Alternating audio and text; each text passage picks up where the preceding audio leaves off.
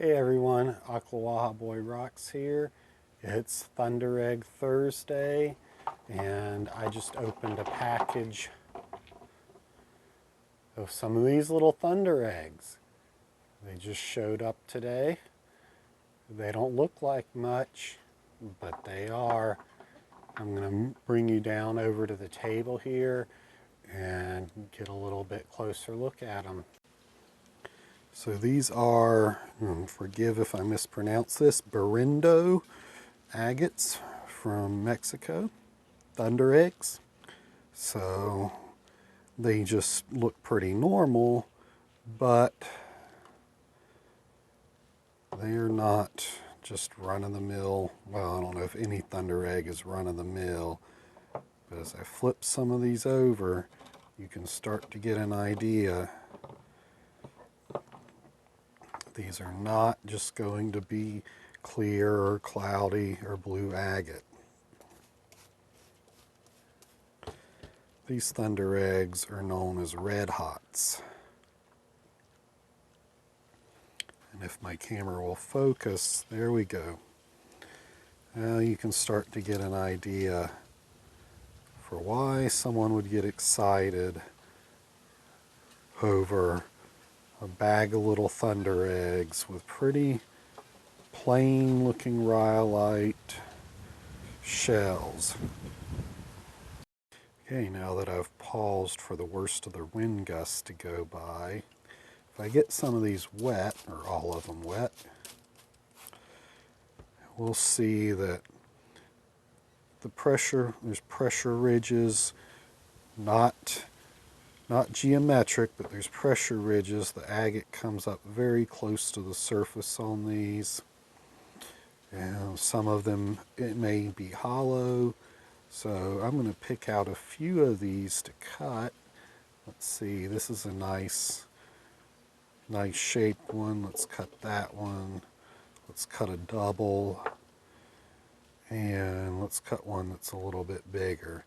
Let's maybe go ahead and cut the biggest one. Some of these look like they may have been parts of other eggs on them, clusters, doubles, triples. So I'm going to cut these and we'll be back to look at them. I don't believe you've seen this little saw before. This is the Raytech 4-inch saw. I've got it set up with these cheapo little China super thin blades. It's got a foot pedal. I can just speed control and on off with just basically a sewing machine pedal. I don't know that that's the best way to run a motor like this, but that's what was on it, so I've kept running it. So it actually gets more depth of cut than my 7-inch little tile saw I used for a lot of these things. So I'm going to cut these little agates with it and see what I've got.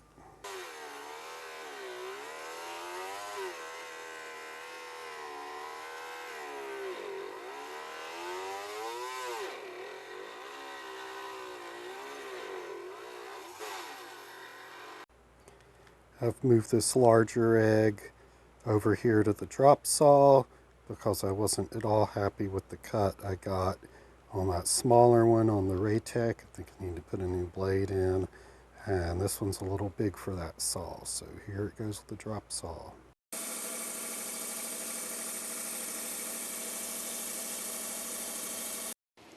Alright, now I'm back in the garage to the little tile saw to cut this egg that I just picked out and that egg. So I'm going to give them a cut.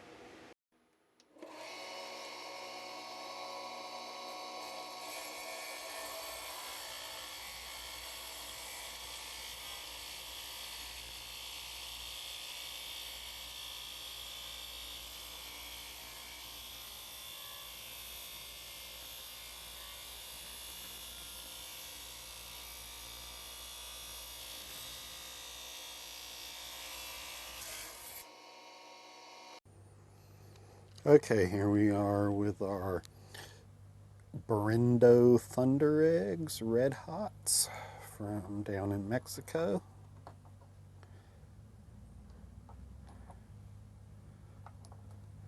And this is what they look like cut open. Now this one I made a started, not finished, with a cab out of the middle slice. There's the big one. I don't know how somebody could not like these things.